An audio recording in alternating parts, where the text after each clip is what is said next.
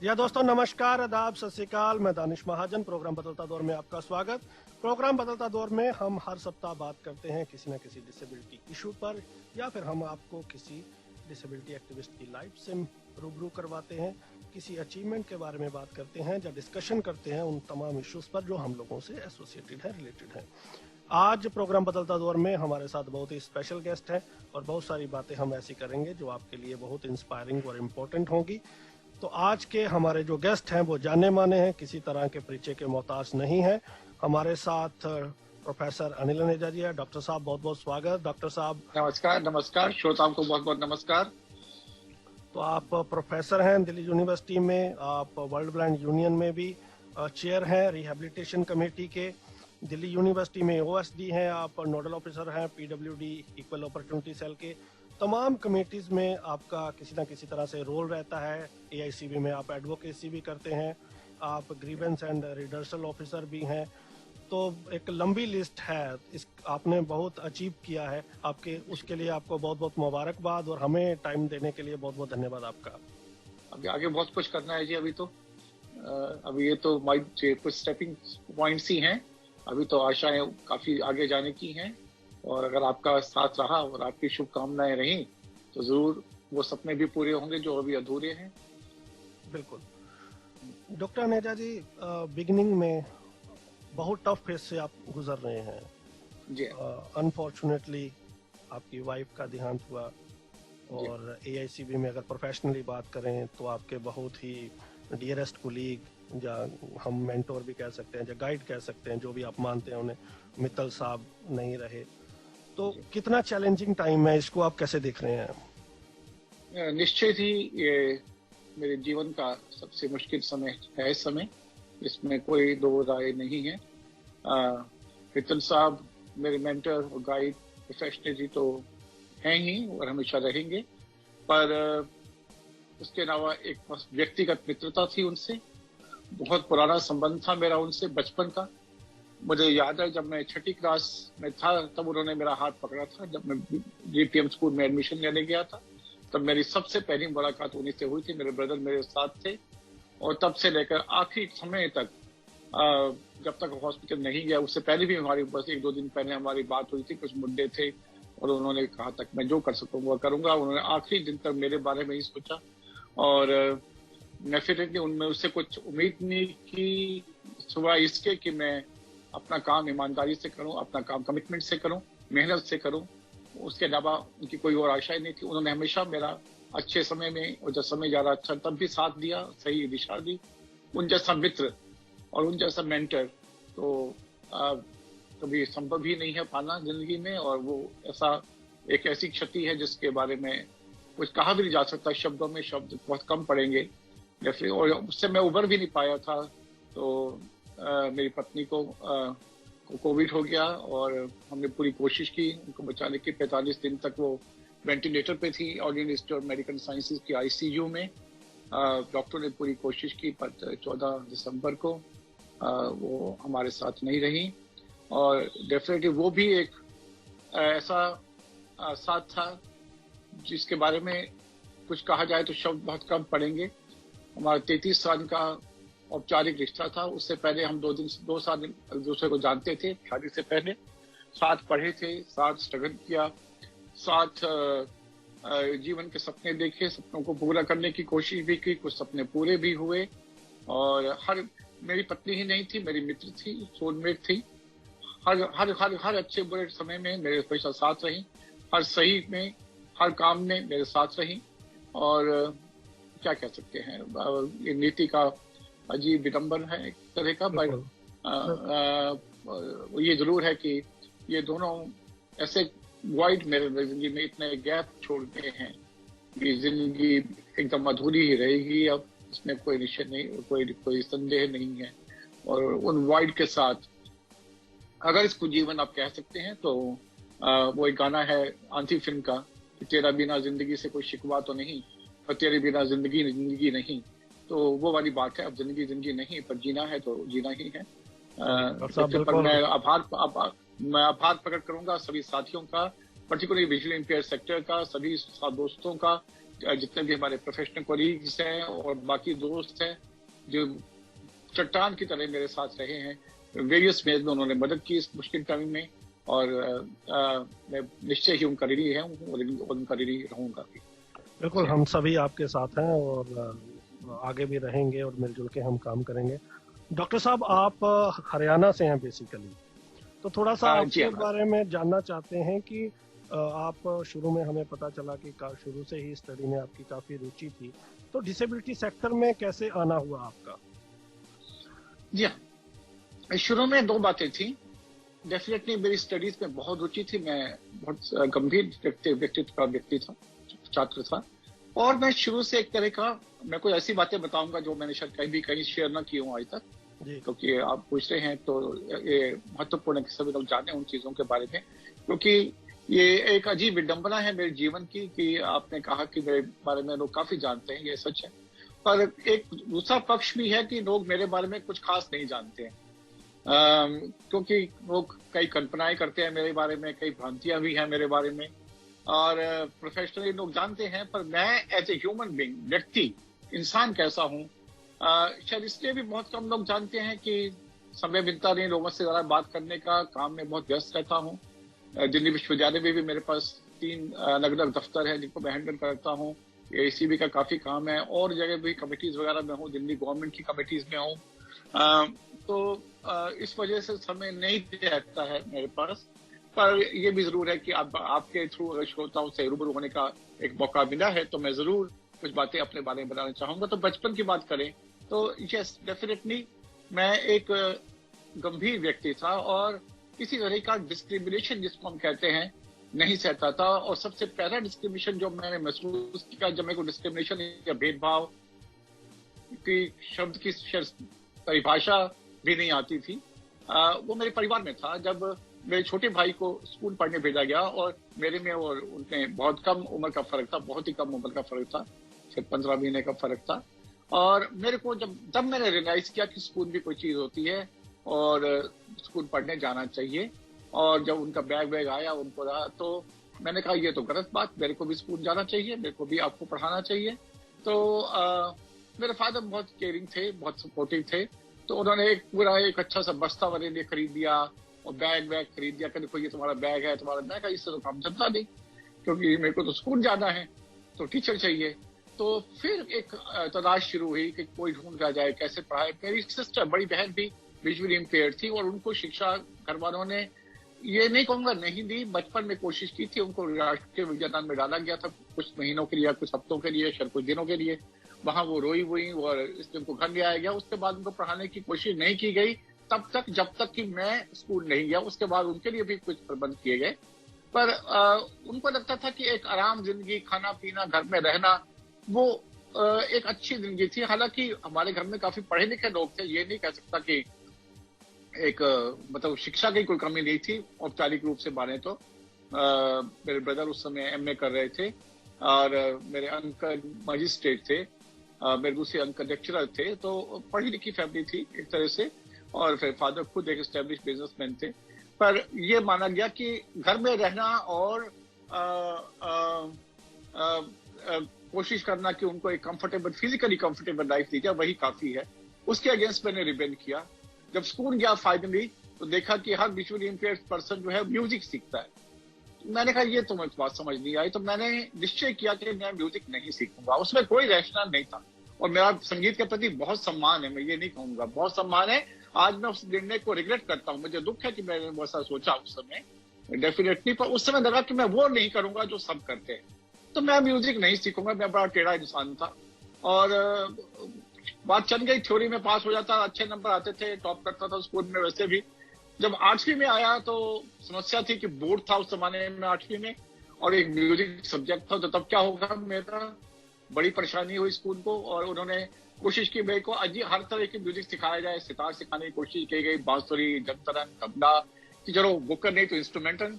बात बनी नहीं, हुआ कुछ अजीबों की, बोर्ड ही उस साल कैंसिल हो गया, तो वो टेंशन ले गई। तो वो म्यूजिक के प्रति मेरी जो अरुचि, जिसका मुझे बहुत दुख है, मैं क्षमा मांगूंगा मेरे अपने संगीत प्रेमियों से, पर वो इसलिए थी कि मैं वो नहीं करना चाहता जो सब करते हैं। जब 9th में आया तो मेरे को कहा गया कि या तो म्यूजिक लो, उस समय 5 सब्जेक्ट नए होते थे, या फिर स्पून छोड़ो। मेरे ख्याल मेरे को स्पून छोड़ना मंजूर है, मैं म्यूजिक नहीं लूंगा, सिंपल। फिर एक ऐसा अरेंजमेंट दिया गया कि मेरे को हिस्ट्री इतिहास दिया जाएगा, वो पहला साल था स्कूल का जहाँ हाई सेकेंडरी आई थी। 8+3 का सिस्टम था, मैं आखिरी बैच का था 8+3 का। इतिहास दिया जाएगा, ना कोई अध्यापक दिया जाएगा, ना कोई किताब दी जाएगी, पर ना कोई और मदद दी जाएगी, पर इम्तिहान हर 3 महीने बाद होगा, जैसे सब विषयों का होता है। मैंने कहा मंजूर है। तो सीबीएसई में मेरे रिजल्ट के बारे में सभी जानते हैं, मैं मेरिट लिस्ट में था, टॉपर्स की लिस्ट में था, और हिस्ट्री में भी अच्छे नंबर थे मेरे। तो मैं हमेशा भी चैलेंजेस को एक्सेप्ट करने का आदी हूँ, मजा आता है तरह का। एक अंदर से एक वाली आत्मा कहती है कि वो मत करो जो तुम्हारा मन नहीं मानता, और वो वैसा ही रहा हूँ। ये कुछ बचपन की घटनाएं हैं तो जो आज भी डिसेबिलिटी फील्ड में कब आने का बना ये घटनाएं? तो ऑब्वियसली इन्होंने जी हाँ, नहीं, घटनाओं का जिक्र मैंने इसलिए किया दानिश की घटनाएं आज भी वैसा ही है। बिल्कुल, मैं आज भी वैसा ही हूँ। आज भी जो मेरे को अंदर से आत्मा नहीं मानेगी, मैं एक्सेप्ट नहीं कर, चाहे उससे कुछ भी परिणाम हो, फिर कोई फर्क नहीं पड़ता। कुछ भी परिणाम हो, जो आत्मा नहीं मानेगी उसको मैं नहीं करूंगा। क्योंकि आप अपने एडवोकेसी की बात आपने की, अगर आप अपने लिए एडवोकेसी नहीं कर सकते तो दूसरों के लिए भी नहीं कर सकते हो आप एडवोकेसी। करनी भी नहीं चाहिए फिर। तो डिसेबिलिटी सेक्टर की बात है, यस दैट इज ट्रू, कि स्कूल से जाने के बाद कई सालों तक मैं, जिसको हम लोग आम भाषा में कहते हैं, हालांकि मैं तो मेन स्ट्रीम और डिसेबिलिटी सेक्टर में ज्यादा फर्क नहीं समझता आज की डेट में। जो कोई व्यक्ति मेन स्ट्रीम में अपने आप को पर्सनल डिसेबिलिटी अकम्प्लिश कर लेता है और अच्छा करे, वो भी एक डिसेबिलिटी एम्बेसडर है, वो बहुत बड़ा डिसेबिलिटी एम्बेसडर है, और उसका योगदान भी डिसेबिलिटी सेक्टर में उतना ही है जितना किसी और सक्रिय कार्यकर्ता का है। पर फिर भी अगर आप स्पेसिफिक्स की बात करें तो मैं ये कहूंगा कि 1989 में उमा तुनी जी ने मुझे एक मौका दिया था। मैं ऑफकोर्स सबसे टच में था, पर्सनल लेवल पर मेरा सेक्टर में ऐसा काम करने को कोई आइडिया था नहीं। उमा तुनी जी से भी पर्सनल मेरे संबंध हैं, आज भी बहुत गहरे से संबंध है मेरे। आरसीआई उस समय रजिस्टर नहीं हुई थी, पर ऑर्गेनाइजेशन थी, उनकी एक नेशनल कॉन्फ्रेंस, उसमें एक प्रेजेंटेशन का उन्होंने मौका दिया था, लोगों से बिना बात आई गई, खत्म हो गई। उसके बाद 1995 में मेरे को एनएबी डेनी ने भी और एआईसीबी ने भी, दोनों ने डिफरेंट कमेटीज पे लिया, अपनी एजुकेशन कमेटीज में, डिफरेंट कमेटीज में। और ऑफकोर्स कौन साहब और मित्तल साहब से समय बचपन के संबंध है, तो दोनों कमेटीज पे लिया। आरपी उस समय पीडब्ल्यूडी एक्ट के ड्राफ्ट फाइनल हो रहे थे, तो मैंने उन ड्राफ्ट को स्टडी किया एसीबी के लिए। ऑफिशियल पोजीशन की बात करें तो 98 में मैं ज्वाइंट सेक्रेटरी एनएबी दिल्ली का बना था, 98। और उसके बाद 2000 में मैंने एआईसीबी की एग्जीक्यूटिव ज्वाइन की थी। उस समय राधा मोहित जी एग्जीक्यूटिव डायरेक्टर थी, तो वो मेरे को लाई थी उसमें, एनएबी दिल्ली में जगदीश कपूर जी थे। पर जब 2000 में ज्वाइन किया तो उसके बाद मैंने एनएबी दिल्ली छोड़ दी, और 2000 में एआईसीबी एग्जीक्यूटिव से रहा और आज तक उनका मेंबर हूँ। 2003 से 7 तक मैं एआईसीबी का सेक्रेटरी था। उसके बाद 2007 से 2020 तक मैं वाइस प्रेसिडेंट रहा हूँ, और आज मैं आपकी कृपा से, आपके शुभकामनाओं से, भगवान की कृपा से मैं एआईसीबी का अध्यक्ष हूँ, और कोशिश कर रहा हूँ कि जितना कर सकूँ अपने लिए, अपने भाइयों के लिए, अपने सेक्टर के लिए। हम किसी और के लिए नहीं करते डॉक्टर साहब। कोई भी काम। कोल सर के साथ अपना कोई इंसिडेंट बताएं जो लिसनर्स को नहीं पता। बड़ा लोगों में एक ऐसी फीलिंग है कि कोल सर की थोड़ी जो नेचर है, तो हर आदमी उनसे काम नहीं कर सकता, because he is very disciplined, he is very वो बहुत पंक्चुअल है अपने काम को लेके। एक तो थोड़ी सी डिफरेंट अप्रोच है उनकी।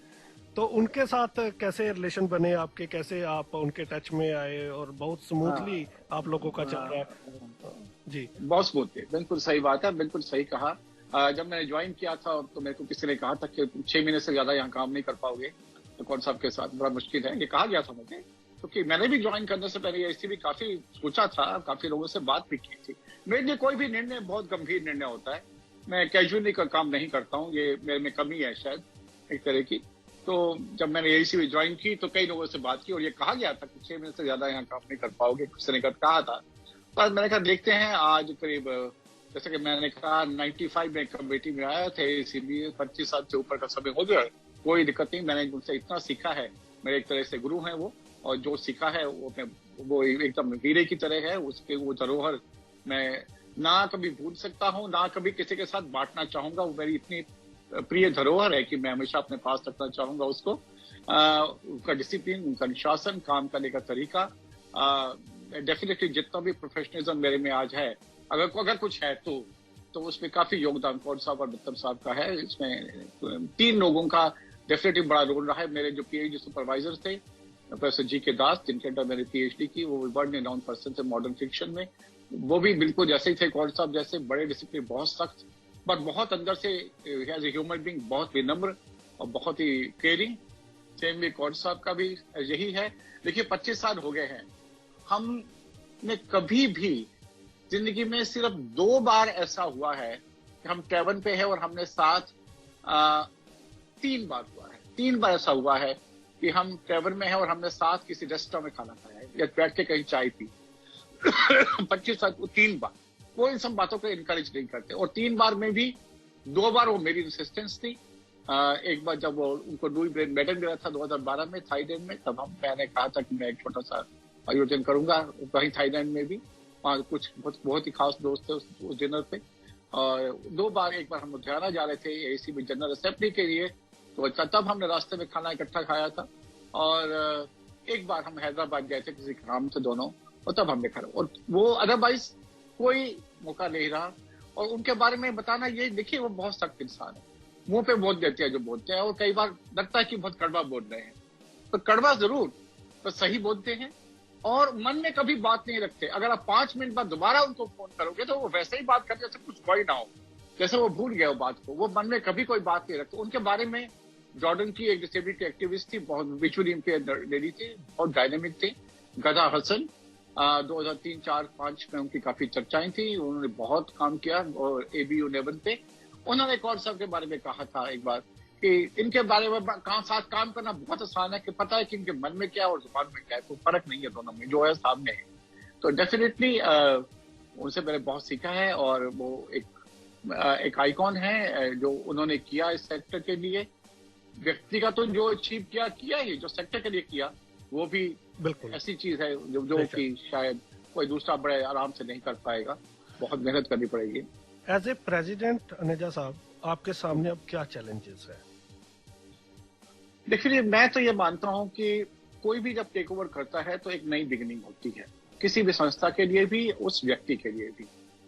नई बिगनिंग इस मायने में होती है कि अगर कुछ पुराने चैलेंजेस, जब 1980 में AICB शुरुआत हुई, इसकी फाउंडेशन हुई, उस समय चैलेंजेस कुछ और होंगे और उस समय कुछ एडवांटेजेस भी रहे होंगे, जैसे इतनी संस्थाएं नहीं थी, फंडिंग आसान थी, कंपटीशन नहीं था एनजीओस के अंदर इतना, बिकॉज बहुत कम एनजीओस थी।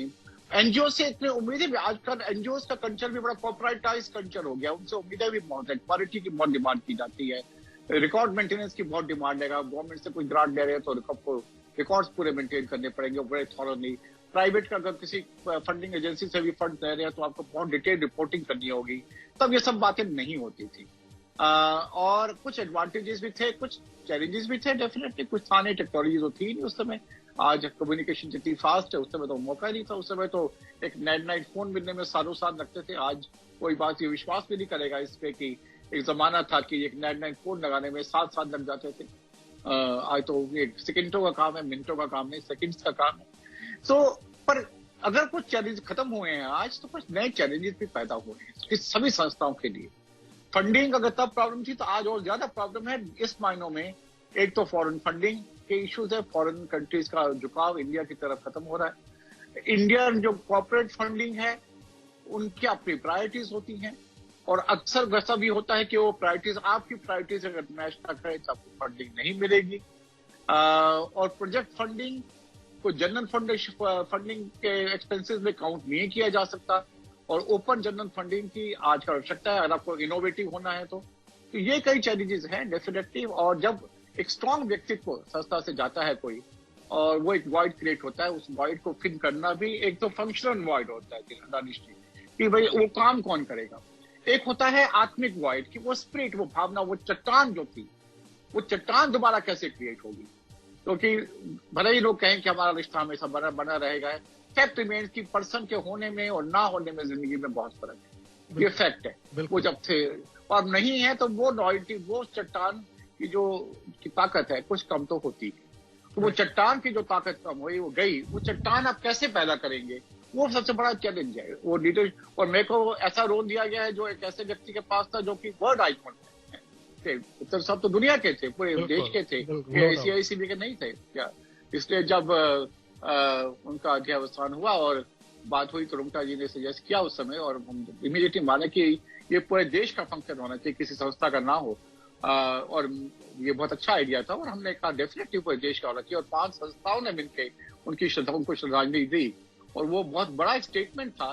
तो मित्तल साहब हमेशा चाहते थे कि संस्थाओं के बीच में अच्छे संबंध रहे, संस्थाएं साथ मिलकर काम करें, और यही समय की आवश्यकता है। आज हमें साथ मिलकर काम करना होगा, वरना जो नहीं मिलेगा वो बहुत आइसोलेटेड हो जाएगा। ये बड़ी समस्या है, क्योंकि काम करने को बहुत है, काम की कमी नहीं है, और हर संस्था का अपना एक डोमेन है, अपना स्कोप है, और अपना एक मैंडेट है, अपने रिसोर्सेज अलग अलग है, कहीं कोई क्रैश नहीं है। और इसलिए, और हमारा जो ऑडियंस है, स्टेक होल्डर तो एक ही है, और एक ही होना चाहिए, वो विजुअली इम्पेयर्ड पर्सन है। तो इसलिए हमें साथ काम करना होगा, और वो एक स्टेटमेंट थी 5 संस्थाओं की, हम उनकी भावना के साथ हैं।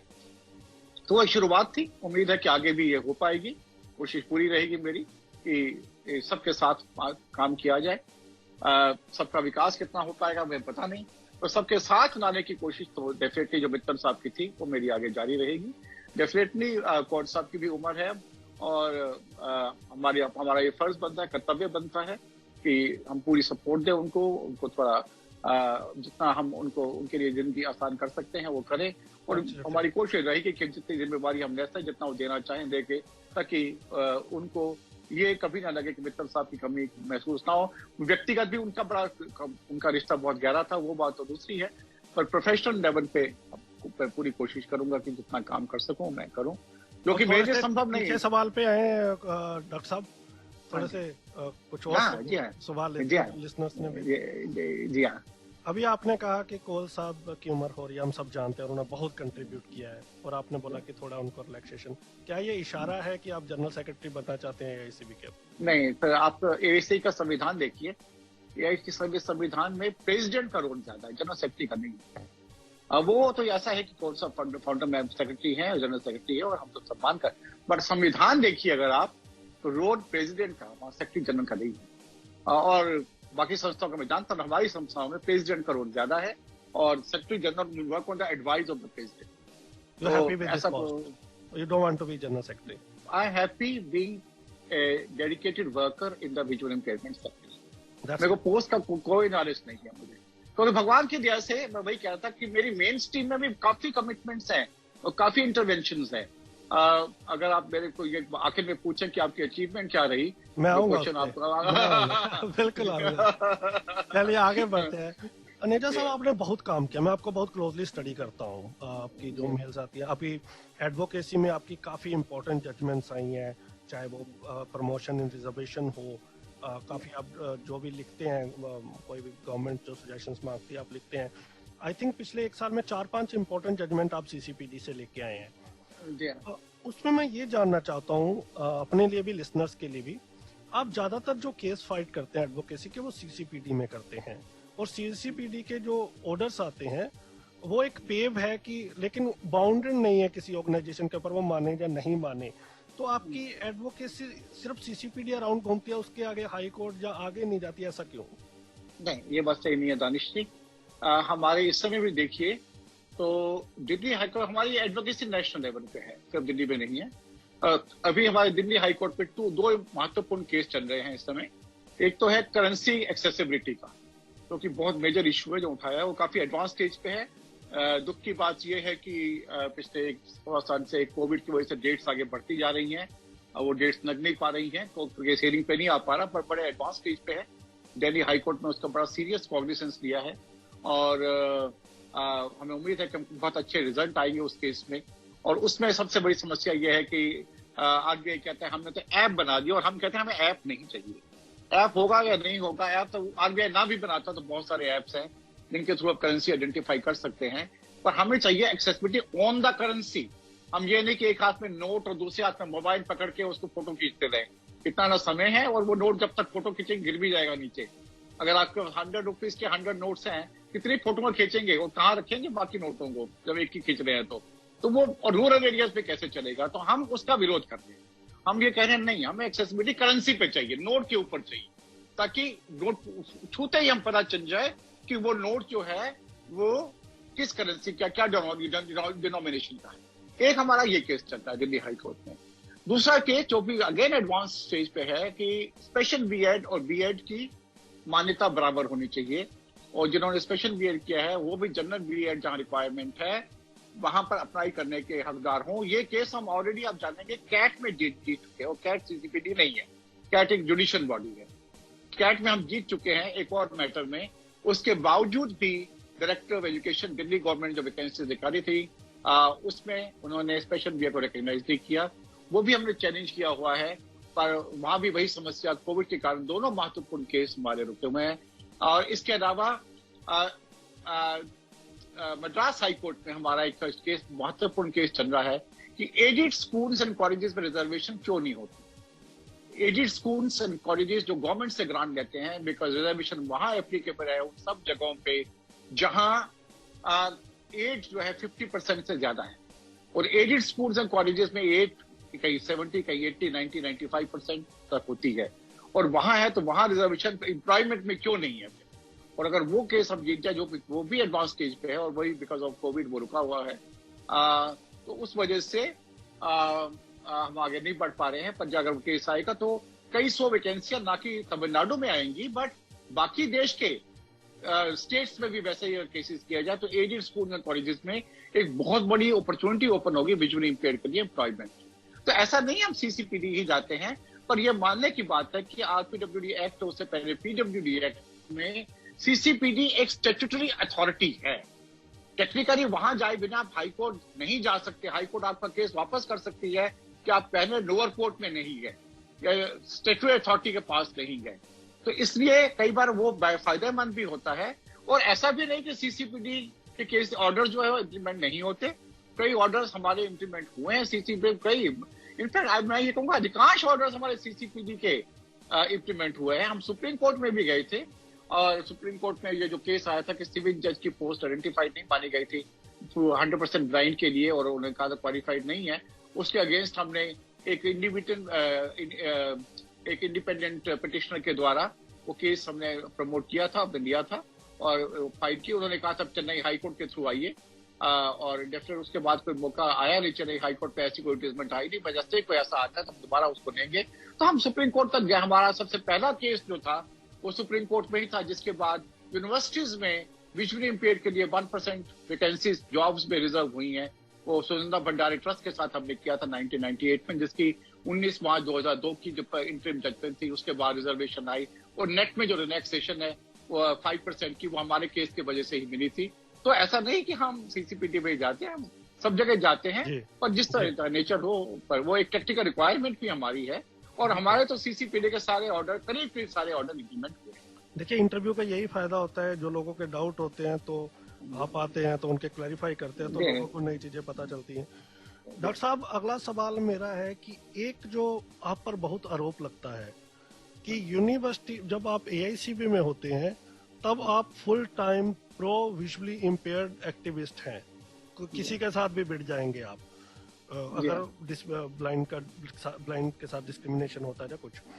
लेकिन जब आप यूनिवर्सिटी में चल जाते हैं तो तब आप अपना एक्टिविज्म भूल जाते हैं और आप टोटली प्रो यूनिवर्सिटी हो जाते हैं। 2 केस पॉपुलरली लेकर आपकी बहुत चर्चा होती है।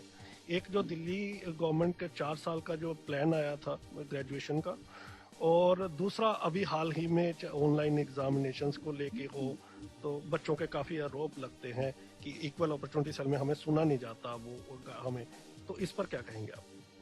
जरूर, बहुत अच्छा किया कि आपने ये प्रश्न पूछा। मैं जरूर उसका जवाब देना चाहूंगा और विस्तार में इसका जवाब देना चाहूंगा। पहले तो आपने ये बिल्कुल सही कहा कि आरोप लगते हैं। आरोप ही होता है जी, वो कितना सच है कितना नहीं है वो तो समय ही बताता है या फिर फैक्ट ही बताते हैं, तथ्य। ये बात सही है कि आपने मुझे कहीं बोलते हुए नहीं सुना होगा। ज्यादा मैं बोलता नहीं हूँ, काम करने का आदी हूँ, और इसलिए ज्यादा बोलता नहीं हूँ, इसलिए क्योंकि उससे और ज्यादा कंट्रोवर्सीज बढ़ते हैं, कोई सॉल्व होता नहीं। अब बोले वहां जहाँ कोई निर्णायक भी हो, जब किसी जगह आप बोलते हैं और लोग दूसरे भी बोलते हैं, इसलिए किसी व्हाट्सएप ग्रुप पे आपने मेरी आवाज नहीं सुनी होगी आज तक, मैं नहीं बोलता वहां पर। और किसी फोरम पे मैं लिखता नहीं हूँ, कोई अच्छी चीज जरूर लिखूंगा, पर डेफिनेटली कोई अगर नेगेटिव कमेंट है तो उसका जवाब मैं नहीं देता हूँ, डेलिबरेटली नहीं देता हूँ। ये नहीं कि दे नहीं सकता, पर नहीं देता इसलिए कि उससे कुछ मिलता नहीं है। ये भ्रमित कमेंट्स होते हैं, आरोपित आरोप होते हैं। आरोप तो मेरे पे बहुत लगते हैं, किस किस का जवाब दूंगा मैं? तो वो तो है ही, जो आदमी काम करेगा उस पर आरोप लगेंगे ही लगेंगे। वो तो उसमें उसकी कोई उसमें दो राय नहीं है। आरोप नरेंद्र मोदी पे भी लगते हैं, राहुल गांधी पे भी लगते हैं, पर जो आदमी कुछ नहीं करता उस पर आरोप क्यों लगेगा? जो आदमी काम करेगा उसी पे तो आरोप लगेंगे, बिकॉज उसके आरोपों के पीछे भी क्या मोटिव्स होते हैं, क्या उद्देश्य होते हैं, क्या फैक्टर्स होते हैं, हमेशा वो जेन्युइन होते हैं नहीं होते हैं, मैं उस कंट्रोवर्सी में जाना नहीं चाहूंगा। पर डेफिनेटली आरोप हमेशा सही नहीं होते, हमेशा सेल्फनेस नहीं होते, हमेशा निस्वार्थ नहीं होते, और हमेशा आरोप ऐसा नहीं होता किसी कॉज से मोटिवेटेड, और भी फैक्टर्स होते हैं जो आरोपों के पीछे होते हैं। इस आरोपों से ज्यादा घबराना नहीं चाहिए। मैं तो कभी ज्यादा सोचता भी नहीं आरोपों के बारे में, ज्यादा चिंता करता वरता नहीं हूँ, बिकॉज कब तक करते रहेंगे? अपना जीवन तो दूसरों के लिए नहीं रोकेंगे ना। तो वो रविंद्रनाथ जी की एक, टैगोर की एक है, यदि तुम डॉग चले को ना आशे तो बे एक न चदोरे। तो अकेला चलना जानना चाहिए, कोई आवाज सुने तो ठीक है, साथ आ जाए तो ठीक है, नहीं आए तब भी ठीक है। That's number one. जहां तक दूसरी बात की, आपने 3 बातें की, तो आरोप की तो यहाँ बात रही। तो आरोपों की मैं चिंता करता नहीं, वो तो ठीक लगते रहते हैं, वो तो होगा ही मेरे साथ, वो सबके साथ होगा। जो भी काम करेगा उस पर आरोप लगेंगे, क्योंकि काम लोगों को कई बार काम करना ही पसंद नहीं आता। ये नहीं कि आपका काम अच्छा है बुरा है, वो बात की बातें हैं, आप काम करते क्यों है, ये भी समस्या है लोगों में। कई बार किसी के लिए भी होती है कि काम होता ही क्यों है। कुछ लोग ना काम करके, कुछ लोगों का एक पेशा होता है, या कुछ लोगों का ये हॉबी कहूंगा, पेशा नहीं हॉबी कहूंगा, या अच्छा लगता है कि काम नहीं करेंगे पर आरोप लगाएंगे। तो फिर आरोप लगाना तो वो भी एक काम है, परहैप्स ये हो सकता है। और किसी भी आलोचना की आपको रिस्पेक्ट करनी चाहिए, मैं तो करता हूँ हमेशा, हमेशा उससे सीखता हूँ। तो आरोप को हमेशा अच्छी तरह लेना चाहिए, अच्छी भावना से लेना चाहिए, जो मैं कोशिश करता हूँ। आरोपों से जो सीखा जा सकता है मैं समेट लेता हूँ, बाकी मैं छोड़ देता हूँ आरोपों में। और क्योंकि वो अपना काम कर रहा है, जो आरोप लगा रहा है, मैं अपना काम कर रहा हूँ, दोनों अपने काम में व्यस्त हैं, क्या समस्या है उसमें? कोई दिक्कत नहीं है। पर जहां तक एक्टिविज्म की बात है कि आईसीबी में, तो बिल्कुल सही कहते हैं, किसी से भी भिड़ जाऊं। मैं तो ऐसे ऐसे केसेस किए हैं। जब मेरा पहला केस था आईसीबी पंजाब नेशनल बैंक के अगेंस्ट, उसमें 2 विजुअली इम्पेयर्ड पर्संस को ऑफिसर की पोस्ट के लिए अपीयर होने से ही डिनाई किया गया था। वो वहां काम करते थे क्लर्क्स, और वहां पर उनको डिनाई किया गया। तो आज कितने भी ऑफिसर्स हैं वो उस केस की वजह से है। 3/99 देख लीजिएगा सीसीपीडी में जजमेंट। और वो पहला केस था, पंजाब नेशनल बैंक के लॉयर थे उसमें, उनके डिप्टी जनरल खुद आए थे, मैं अकेला था। मेरे को कहा गया था किसी सीनियर ऑफिसर द्वारा कमीशन की, मत आना इस केस पे क्योंकि तुम हारोगे इस केस को, क्योंकि कोई दम नहीं है। मैं कहा देखते हैं, और मैं गया और केस हम जीते, और आज सैकड़ों विजुअली इम्पेयर्ड ऑफिसर्स बैंक्स में हैं, और शुरुआत उस केस से हुई थी। ये फैक्ट ऑन रिकॉर्ड है, कोई भी कहीं भी वेरीफाई कर सकता है इसको। ऐसा नहीं है कि, और मैं ऑफकोर्स कई बार ऐसा हुआ है कि बड़े बड़े ऑफिसर्स आते हैं, रिस्पॉन्डेंट्स के लॉयर्स आते हैं, और मैं अकेला होता हूँ और मैं सीसीपीडी में खुद आर्ग्यू करता हूँ। हम नॉर्मली कोई लॉयर नहीं देते, नॉर्मली एक आध में कभी दिया तो दिया, हम लॉयर सीसीपीडी में यूज नहीं करते, मैं खुद आर्ग्यू करता हूँ केसेस को ना। तो पर आप कहते हैं कि मैं जब यूनिवर्सिटी में आता हूँ तो भूल जाओ, ऐसा नहीं। एक्टिविज्म वहां भी होता है, एक्टिविज्म की तरीके बदल जाते हैं। एक्टिविज्म सिर्फ झगड़ा करना नहीं होता, सिर्फ आप लोगों से भिड़ना, वही एक्टिविज्म नहीं है। एक्टिविज्म नेगोशिएशन भी है, एक्टिविज्म लॉबिंग भी है, एक्टिविज्म बातचीत के द्वारा भी है, एक्टिविज्म सेंसिटाइज क्रिएट करके सिस्टम्स क्रिएट करना, वो भी एक्टिविज्म है। एक्टिविज्म अपने परफॉर्मेंस से दूसरे के माइंडसेट को चेंज करना, वो भी एक्टिविज्म। सिर्फ भिड़ना ही एक्टिविज्म नहीं होता है। तो यूनिवर्सिटी में ये सब काम मैं करता हूं। जब मैं 2013 में टेक ओवर किया था ओएसडी, दो कुछ भी कहे पर तथ्यों पे जाना चाहिए फिर से। जितना एक्सेसिबल मटेरियल तब था अवेलेबल, और जो आज है उसमें जमीन आसमान का फर्क। जो टेक्नोलॉजीज यूनिवर्सिटी के पास थी एक्सेसिबल मटेरियल बनाने के लिए, जो आज हैं और कॉलेज के पास, वो फैक्ट ऑन रिकॉर्ड है। उसमें मेरे को किसी को मुझे कुछ कहने की आवश्यकता नहीं, कोई भी जाकर वेरीफाई कर सकता है इस बात को। डिसेबिलिटी स्टडीज की जब 2014 में मैंने ज्वाइन किया तो कोई बात ही नहीं करता था। आज centre for disability studies university में एग्जीक्यूटिव काउंसिल ने अप्रूव कर दिया है। उसकी नोटिफिकेशन भी होने वाली थी, फिर कुछ एडमिनिस्ट्रेटिव समस्या आई है, फंड्स नहीं मिले यूजीसी से, वो नहीं हो पाया है, पर होगा जल्दी क्योंकि ईसी ने पास कर दिया है। और कई कॉलेजेस अपने आज की तारीख में देखिए तो 2 दिल्ली विश्वविद्यालय के कॉलेजेस डिसेबिलिटी स्टडीज पे सर्टिफिकेट कोर्सेज चला रहे हैं, जिसमें 100 से ऊपर, एक में 130 है, एक में 105 या 7 है स्टूडेंट्स जो कि नॉन डिसेबल्ड भी है, कई हैं उनमें, वो सब पार्टिसिपेट कर रहे हैं। ये कॉलेजेस भी कर रहे हैं अपने आप, एक नया डिस्कोर्स है, ये नहीं था। अगर एम्प्लॉयमेंट की बात करें तो जितनी वैकेंसीज विजुअली इंपेयर्ड के लिए थी 2014 में, उससे दुगने से भी ज्यादा वैकेंसीज आज हैं। ठीक है, एडवर्टाइजमेंट आते हैं, वो रिक्रूटमेंट नहीं हो पाई है, उसके एडमिनिस्ट्रेटिव रीजंस है, वो किसी की भी नहीं हो पाई है, सिर्फ पीडब्ल्यूडी की नहीं, किसी की भी नहीं हो पाई है, पर जब होंगी तो वैकेंसीज भरी जाएंगी। वो अपने आप में फैक्ट है। अगर ये सब अपने आप हो जाता तो मेरी आवश्यकता ही नहीं होती। ये सब भी एक्टिविज्म का ही परिणाम है, कि जो एक्टिविज्म मैंने वहां किया, तरीके दूसरे थे, समझा के बुझा के, और वहां मीटिंग्स के अंदर मैं कितनी लॉबिंग करता हूं और कितना मेरे को सुनना पड़ता है वो मैं ही जानता हूं। पर यही समस्या है, बीइंग एन एडमिनिस्ट्रेटर अपनी जबान हम खोल नहीं सकते, हम उस पर बंधे होते हैं, और जो आदमी दूसरी तरफ होता है वो कुछ भी कह सकता है, वो तो उसमें क्योंकि वो बंधन उनके नहीं होते हैं। पर एक्टिविज्म दोनों ओर से हैं, तरीके एक्टिविज्म के दूसरे हैं। यहां तक खास पॉइंट जो आपने उठाया, 2 केसेस की बात है, मैं डिटेल में नहीं जाऊंगा, पर एक बात मैं जरूर कहूंगा कि आजकल ये कहना कि सारा विजुअली इंपेयर्ड सेक्टर एक तरह से सोचेगा और एक ही बात, वो नहीं हो सकता। अब डाइवर्स व्यू पॉइंट, हर जगह डाइवर्सिटी की बात करते हैं कि डाइवर्सिटी आ गई है, हर एक की थिंकिंग अलग हो सकती है, लोगों के विचार अलग हो सकते हैं। अगर हमें साथ काम करना है तो हमें विचारों का सम्मान करना है और व्यक्तियों के साथ रिस्पेक्ट देकर उनको स्पेस देना है। अगर विचारों को, दूसरों के विचारों को स्पेस नहीं देंगे तो साथ कभी काम नहीं कर, सेक्टर को नुकसान ही होगा, फायदा नहीं होगा उससे, बिकॉज सेक्टर तो डिवाइड हो जाएगा। एक तरह हम पॉलिटिकल डिसेबिलिटी एंड पॉलिटिक्स की बात करते हैं, और या दूसरे शब्दों में कहें पॉलिटिक्स ऑफ डिसेबिलिटी की बात करते हैं। जब पॉलिटिक्स ऑफ डिसेबिलिटी की बात करें तो निश्चय ही पॉलिटिक्स ऑफ डिसेबिलिटी में 2 तरफ तो कई तरफ हो सकते हैं, और इसलिए डाइवर्सिटी को हमें रिस्पेक्ट करना चाहिए। ये नहीं कि हर व्यक्ति की सोच एक ही होगी या होगी। जहां तक FIUP की बात है, निश्चय ही बहुत चर्चा हुई मेरी, बहुत कुछ कहा गया, पर आज वास्तविकता क्या है पूरा देश जानता है। FIUP NEP के अंडर पूरे देश में लागू होने जा रहा है। हम समय से आगे थे, अगर उस समय वो विरोध ना होते तो आज शायद दिल्ली यूनिवर्सिटी बहुत ऊंचे, मैं जनरल की बात कर रहा हूं, मैं डिसेबिलिटी की बात नहीं कर रहा हूं। अगर उस समय दिल्ली यूनिवर्सिटी का FIUP वापस ना हुआ होता तो आज दिल्ली यूनिवर्सिटी अग्रणी होती और हमारे सिस्टम स्ट्रॉन्ग हो चुके होते FIUP में 4 ईयर में, क्योंकि अब हम चाहे ना चाहे हमें 4 ईयर तो फॉलो करना ही होगा, न्यू एजुकेशन पॉलिसी है तक। तो वो मेरा स्टैंड सही था, समय ने प्रूव किया। दूसरे केस के बारे में भी मेरा स्टैंड सही था, वो फैक्ट्स प्रूव करते हैं, जिसके बारे में मैं अभी डिटेल में नहीं जाऊंगा, पर डेफिनेटली फैक्ट्स जो हैं वो ये दिखाते हैं कि मेरी अप्रोच एक डाइवर्स अप्रोच थी। मैं ये नहीं कहता कि कौन सही था कौन गलत है, कौन सा व्यू सही है कौन सा नहीं है, नहीं, सभी सही हैं, सभी छात्रों के लिए काम कर रहे हैं। काम करने के तरीके और सोच अलग थी, एक की है, एक दूसरे की है, कोई तीसरे की भी है, किसी की भी हो सकती है, पर हर व्यक्ति अपने कन्विक्शन के हिसाब से तो काम करेगा। जैसा मैंने पहले कहा, जो आत्मा कहे वैसे करना चाहिए, वही मैंने किया। और ये मत भूलिए कि अगर मैं इस सिस्टम का हिस्सा हूं तो मेरा एक काम ये भी है कि सिस्टम में जो डिसेबिलिटी के लिए काम चीजें की गई जो कभी नहीं सुनी गई, और वो अपने आप नहीं हुई, आपको एक्स्ट्रा समय दिया गया 2 घंटे, और फैसिलिटीज जितनी दी जा सकती थी दी गई। वो जो आप ये भी देखिए कि ऑफ कोर्स हाईकोर्ट की जजमेंट का भी रोल है, पर ये भी हमने कोशिश की है कि जो नई गाइडेंस कराई थी वो इम्प्लीमेंट अब तक तो नहीं हुई है।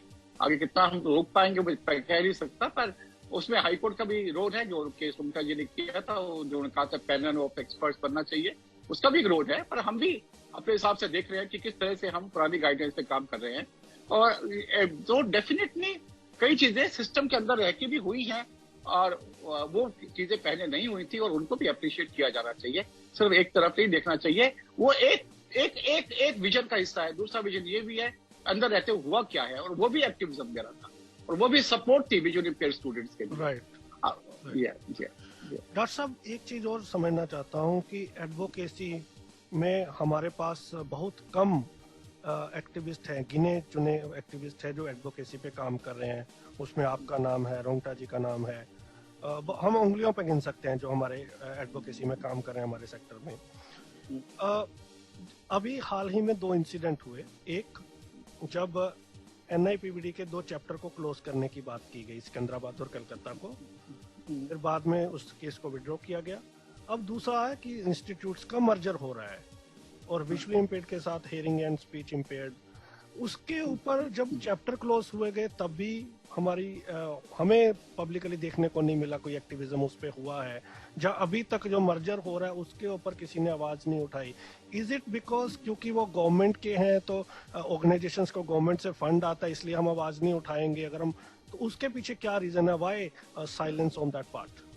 नहीं, दोनों तरफ दोनों विषयों में आपकी सूचना है थोड़ा उस पर कमी है। इसमें ये जब चैप्टर स्पोर्ट्स की बात आई थी तो हमने बड़ी क्लोजली इनसे इंक्वायरी की थी और हमें कहा गया था कि चैप्टर पहले ही वो विड्रॉ हो गया था प्रपोजल, हमसे पहले कोई एक्टिविज्म हो सके तो वो इसलिए कोई आवश्यकता नहीं पड़ी, वो प्रपोजल ऑलरेडी विड्रॉ हो चुका है और बहुत जल्दी हो गया था। जैसे कि अमेंडमेंट्स की जब बात आई थी RPD एक्ट में तो वो भी बहुत जल्दी विड्रॉ हो गया था और इसकी आवश्यकता नहीं। जहां तक ये इंस्टीट्यूट क्लोजर की बात है वो भी हमने चेक किया है और NIEPVD उसमें शामिल नहीं है उस लिस्ट में।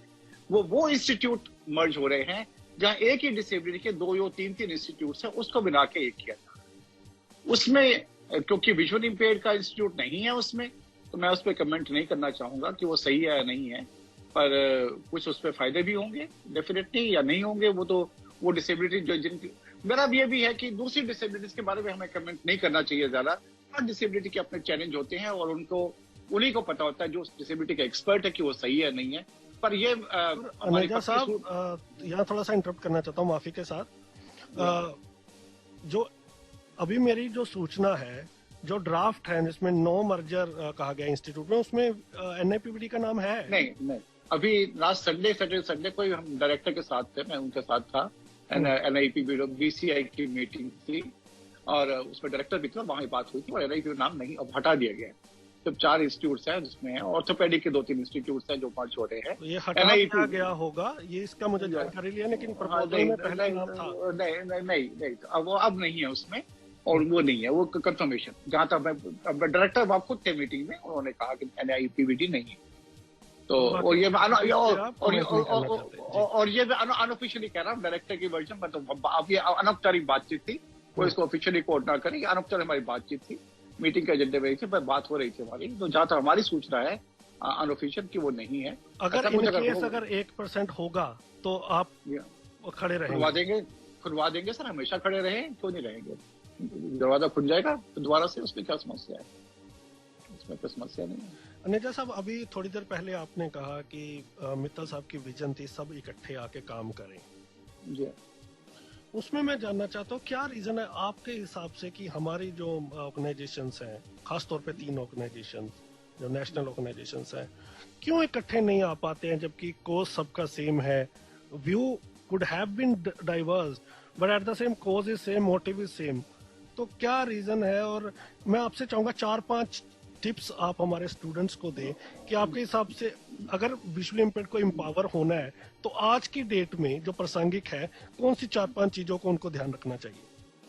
अगर प्रभावी होना संस्थाओं को या व्यक्तियों को? बच्चों को, स्टूडेंट्स को, बट इंडिविजुअल्स को। देखिए, सबसे पहले तो देखिए ये बहुत आवश्यक है, मैं अपने अनुभव से कह रहा हूँ, मैं वही कहूंगा जो मैंने किया है, जो मेरा अनुभव रहा है और जो मैं देख रहा हूं आज की स्थितियां, इन 3 फैक्टर्स को ध्यान में रखते हुए। पहले बात तो यह कि मेहनत की जाए। मेहनत के बिना कोई सफलता, कोई रास्ता आसान नहीं हो। आपको कितनी ही टेक्नोलॉजी दे दी जाए, कितना ही राइट्स हो जाए, कितना ही कुछ हो जाए, सपोर्ट हो जाए, मेहनत नहीं होगी तो सक्सेस नहीं आ पाएगी।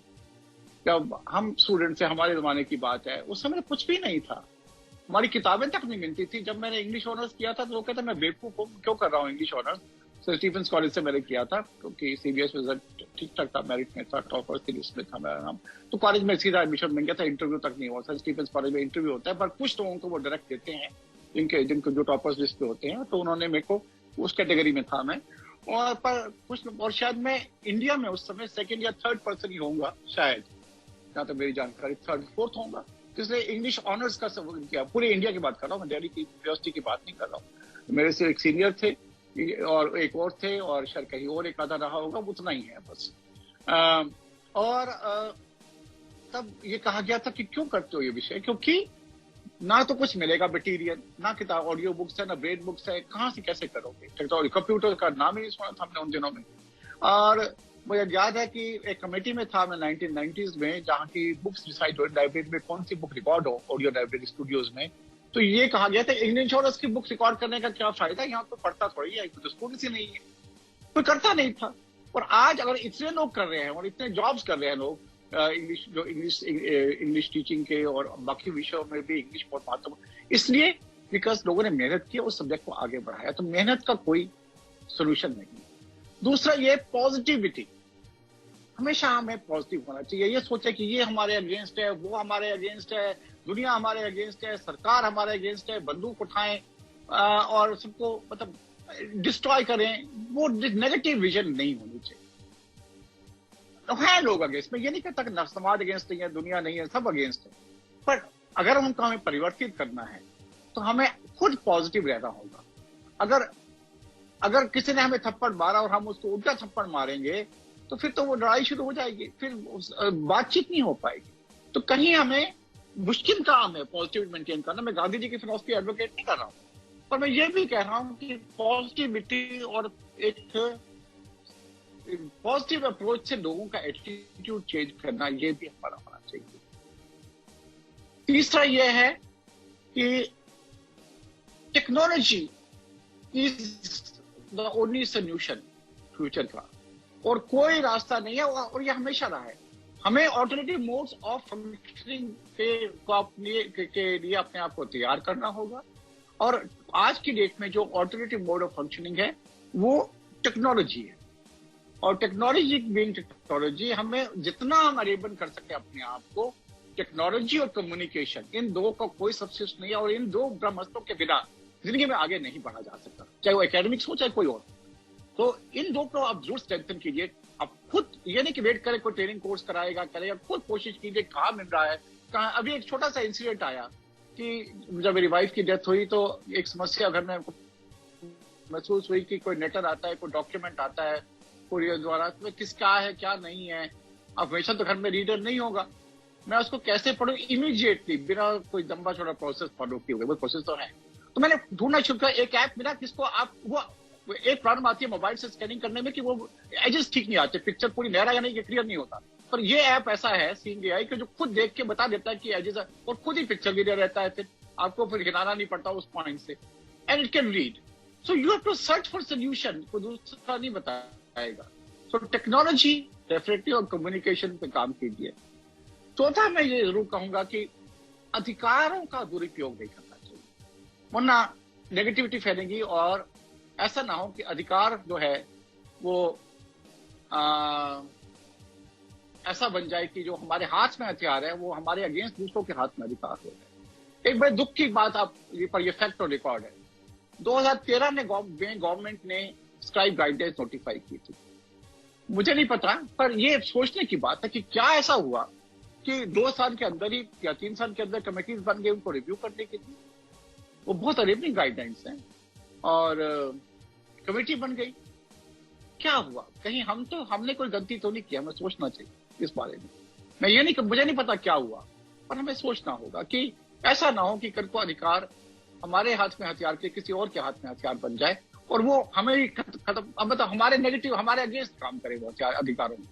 तो अधिकारों के साथ सीमाएं भी होती हैं, अधिकारों के साथ कर्तव्य भी होती है जिनकी तरफ हमें ध्यान देना चाहिए। और 5वां और आखिरी मैं ये कहूंगा कि हमें अपने आप को बहुत गंभीरता से लेना चाहिए। कई लोग सोचते हैं कि अभी तो टाइम पास हो जाए, बाद में देखेंगे। बाद में हम नहीं देखेंगे, समय हमें देखेगा फिर। और ये इम्पोर्टेंट है कि हमें अगर समय को देखना है तो आज भी हमें समय को ही देखना होगा और देख के आगे चलना होगा। और फ्यूचर के जो चैलेंजेस हैं उनके लिए हमें अपने आप को तैयार करना होगा।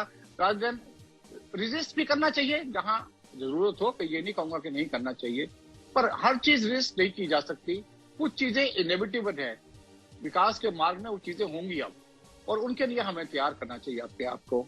रादर देन कि हम ये ना हो कि हम पहिए की गति को तो रोक नहीं पाएंगे ना, और हम पीछे रह जाएंगे उस दौड़ में। पीछे रहा तो अच्छी बात नहीं है किसी के लिए भी। तो हम जैसे आगे रहे हैं, जब कुछ नहीं था तब भी विजुअली इंपेयर्ड पर्सन ने बाय पर्सनल एग्जांपल्स दुनिया का माइंडसेट परिवर्तित किया है।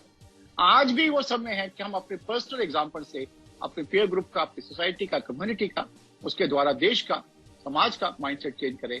ये अपॉर्चुनिटी हमें खोनी नहीं चाहिए, ये अवसर हमें खोना नहीं चाहिए। ये कुछ बातें मैं जरूर कहना चाहूँ। जी, एनजीओ की यूनिटी पे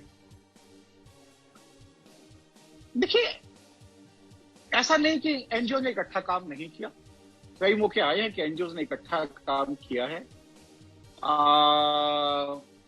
तो हमें उन मौकों को नहीं भूलना चाहिए। पर ये भी, जैसे मैंने कहा, डाइवर्सिटी ऑफ थिंकिंग है। कई बार डाइवर्सिटी ऑफ थिंकिंग जो है, वो डाइवर्सिटी इतनी इंपॉर्टेंट हो जाए कि हम कोशिश नहीं करते हैं शायद, या कोशिश पूरी नहीं होती है।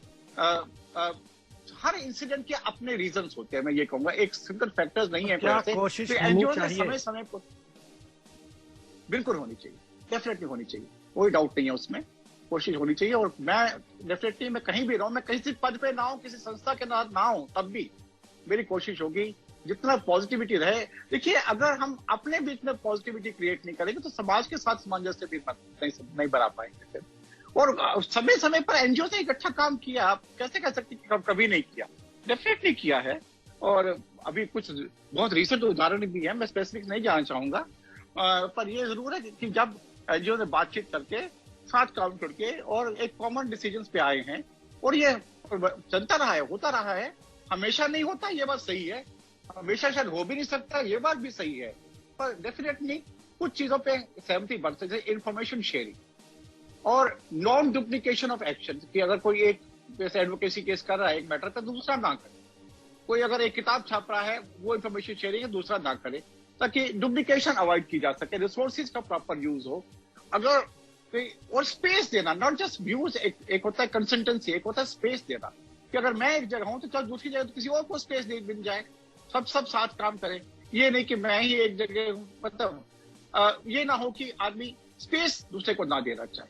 तो इसलिए information sharing, non duplication of resources, saving of resources, providing, consulting each other, being in dialogue. India China भी डायलॉग साथ होते हैं, इंडिया पाकिस्तान भी होते हैं। अभी सुना था इंडिया पाकिस्तान में करीब कुछ हुआ है, परसों 15 घंटे की बातचीत हुई।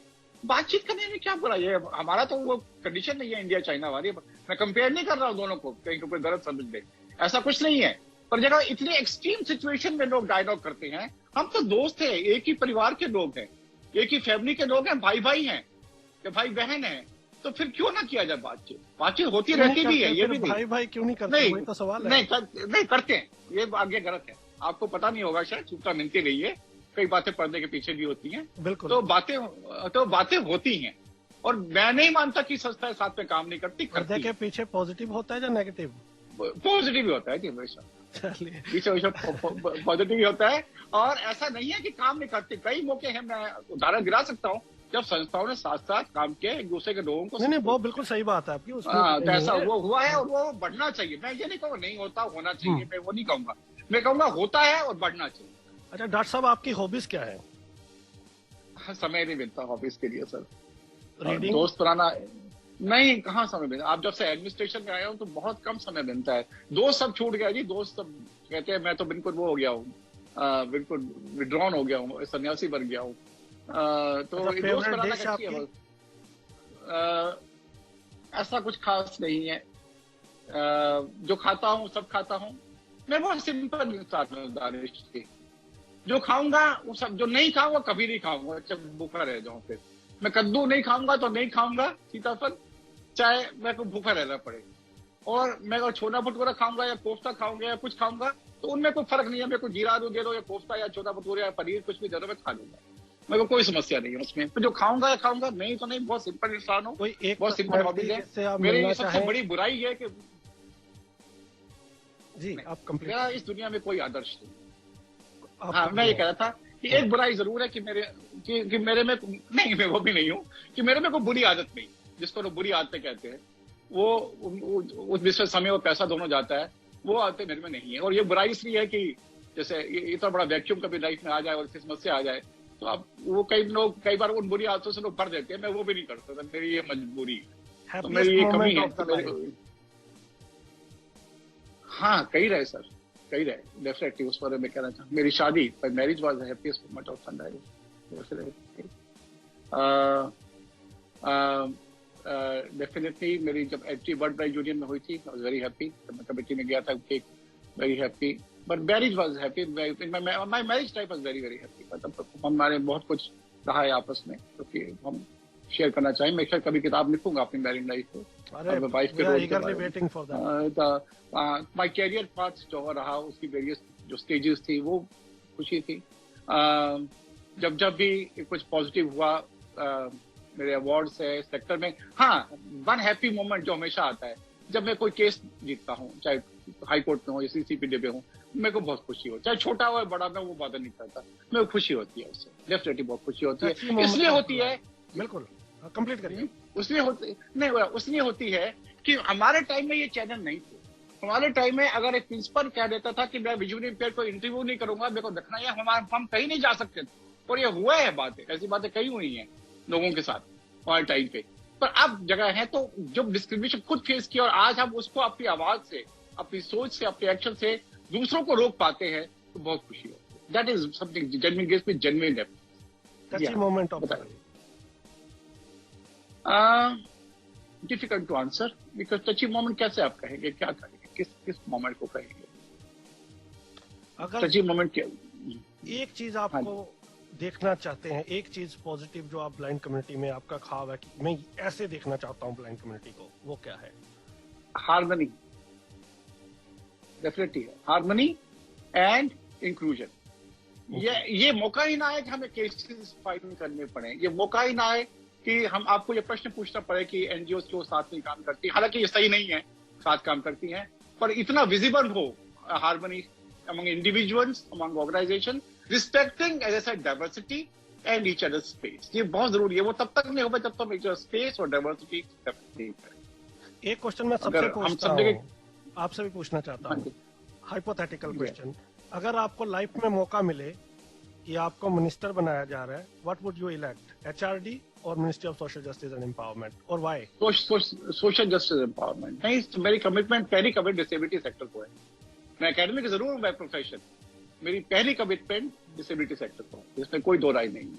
मैंने दोनों मैनेज किया है। मेरी ये कोशिश रही है कि करीब 25 साल से मेन स्ट्रीम में भी मेरा काम हो और डिसेबिलिटी सेक्टर में भी हो।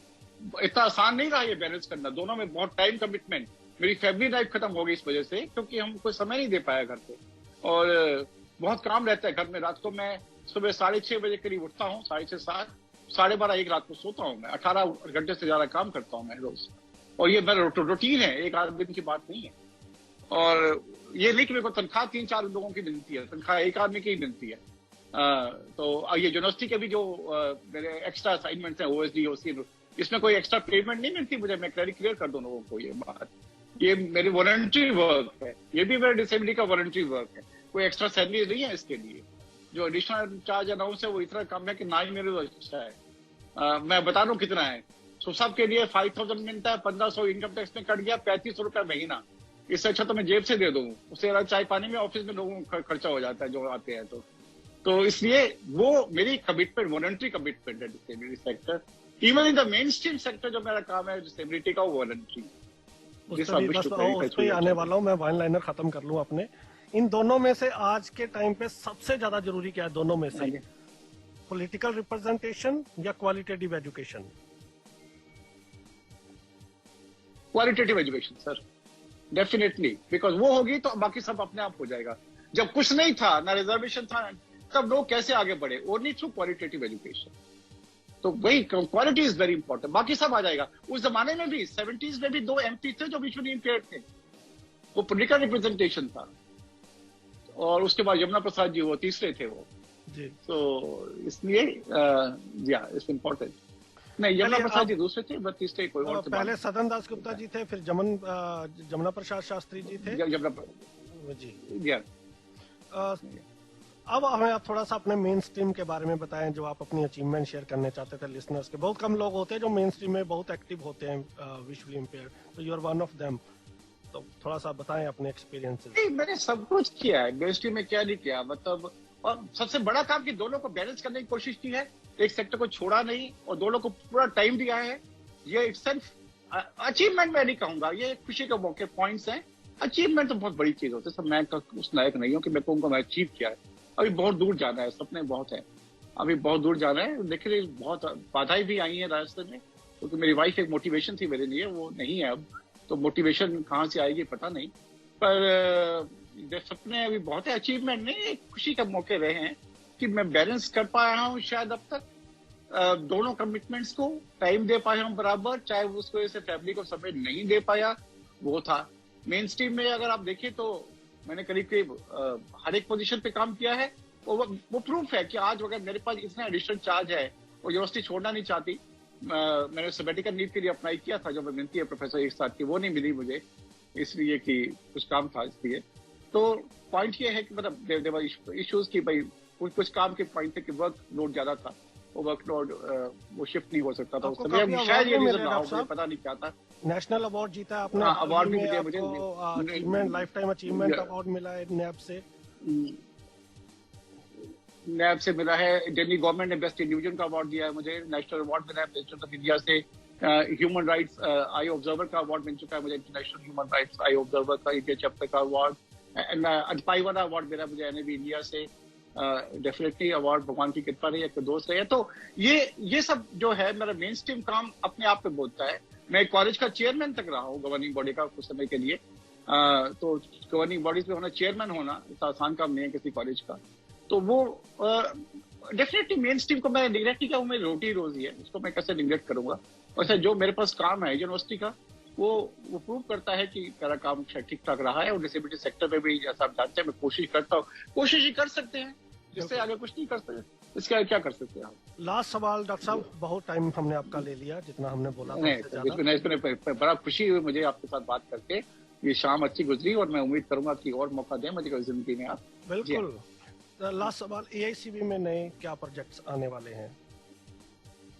अभी हमारा एक प्रोजेक्ट स्टार्ट हुआ है रूरल एरियाज में, Danish association of the blind के साथ मिलकर हमने जलौन और प्रतापगढ़ में एक कम्युनिटी बेस्ड रिहेबिलिटेशन प्रोजेक्ट हमने स्टार्ट किया है। और हमारे कई सीवियर प्रोजेक्ट्स रहे हैं पास्ट में भी, और इन टू डिस्टर्ब गाँवों में जाके विजुअल इम्पेयर्ड को आइडेंटिफाई करते हैं, उनको एम्पावरमेंट देते हैं, इकोनॉमिक एम्पावरमेंट देते हैं, जॉब उनके पेटी शॉप्स या पशुपालन के उनके जो बिजनेस है, धंधे हैं, काम है, वो हम सेटअप करते हैं, उसके लिए ग्रांट देते हैं। और हमारा इसमें एक नया कंपोनेंट है कि हम जो मेन स्ट्रीम ऑर्गेनाइजेशन है, बैंक है या फंड फाइनेंसिंग गवर्नमेंट की स्कीम्स है, उसके द्वारा भी बेनिफिट दिलाने की कोशिश करते हैं। ये हमारा एक प्रोजेक्ट रिसेंटली स्टार्ट हुआ है। अभी for some time I think हमारा फोकस रहना चाहिए कंसोलिडेशन के ऊपर, क्योंकि मैंने कहा कि नए चैलेंजेस हैं कुछ जिनको पर जो एग्जिस्टिंग प्रोजेक्ट तो कि काफी है हमारे प्रोजेक्ट, कम नहीं है कोई। एजुकेशन हमारे प्रोजेक्ट्स है, वोकेशनल ट्रेनिंग में है, एडवोकेसी में, विमेन एम्पावरमेंट में, रिसर्च में, टेक्नोलॉजी में, सीबीआर में, तो कई एरियाज में, मतलब एरियाज की बात कर रहा हूँ, एक एक एरिया में भी ज्यादा प्रोजेक्ट्स है। पर definitely technology would be focus area, advocacy को हम स्ट्रेंथन करेंगे, विमेन एम्पावरमेंट को हम स्ट्रेंथन करेंगे, रूरल हमारा हमेशा फोकस रहा है। और इनमें जो भी इनोवेशन चाहिए होगी समय के साथ, जैसा कि मैंने कहा कि हमें परिवर्तन के लिए तैयार रहना चाहिए, और परिवर्तन के साथ जो भी आवश्यकताएं होंगी एआईसीबी कभी पीछे नहीं देखी है। बिल्कुल। तो बहुत ही एनलाइटनिंग इंटरव्यू आपने दी है, और कई वन लाइनर आपने जो दिए हैं वो हमें बहुत काम आने वाले हैं, और बहुत बेबाकी से आपने इस इंटरव्यू। बहुत शुक्रिया आपका, thank you so much sir, हमें टाइम देने। थैंक यू, बहुत शुक्रिया। श्रोताओं से मिलकर मुझे बहुत खुशी हुई, धन्यवाद। और आप कहते हैं मैं कॉन्टेक्टेबल नहीं हूँ, मेरा नंबर पूरी सबके पास है, दुनिया में रात को 10 बजे 11 बजे भी फोन आते हैं। मैं फिर से बोल देता हूँ, मेरा नंबर है 9871495050। कोई भी कभी मुझे कॉन्टेक्ट कर सकता है। हाँ, ये देखिए थोड़ा रीजनेबल आवर इसलिए हो कि कई बार आदमी परेशान होता है, बीमार होता है, तो कभी आपकी जब मीटिंग में जवाब ना दे पाऊँ, मेरी एक पॉलिसी है कि हमेशा मैं कॉल बैक करता हूँ, चाहे कोई भी नंबर हो, नोन अननोन, तो हमेशा कॉल आएगा, चाहे देर से क्यों ना आए। तो मैं हमेशा सबके लिए हूँ, सभी का हूँ और सबके साथ हूँ। ये इस बात पे मैं भी लिसनर्स के साथ एक रिक्वेस्ट करना चाहता हूँ कि ये बिल्कुल आप ध्यान रखें समय का, क्योंकि आपके फोन करिए जितनी मर्जी बार, लेकिन सुबह 5 बजे, 5:30 बजे, रात को 1 बजे ऐसा होता है ऐसा।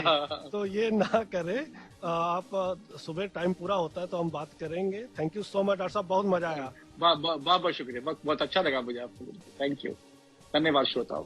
तो आज हमारे साथ थे प्रोफेसर अनिल अनेजा जी, जो प्रेसिडेंट है एआईसीबी के तमाम कमेटीज में काम कर रहे हैं पर्सन विजुअली इम्पेयर्ड की एम्पावरमेंट के लिए। तो अगले सप्ताह फिर मिलेंगे किसी और पर्सनैलिटी के साथ। तब तक मुझे दीजिए इजाजत। Good night. अपना ध्यान रखें, अपने आसपास सबका ध्यान रखें। नमस्कार।